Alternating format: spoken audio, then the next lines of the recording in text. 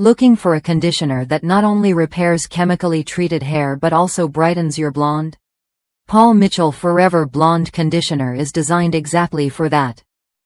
It's packed with KerActive protein to strengthen damaged strands and boost the vibrancy of your blonde or highlighted hair, without compromising your color. I've tried countless conditioners that left my hair feeling heavy or dull, but this one stands out. After switching to Forever Blonde Conditioner, my hair feels softer and silkier, yet light and manageable. The keratin infusion helps repair the damage caused by bleaching and coloring, while the formula stays free of parabens, gluten, and harsh sulfates.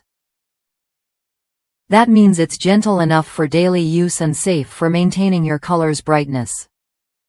The best way to get the full benefit is to pair it with the matching Forever Blonde shampoo and dramatic repair treatment. Start by cleansing with the sulfate-free shampoo, which gently lifts away impurities without stripping your hair's natural oils or color. Then, apply a small amount of the conditioner to clean, damp hair to hydrate and detangle.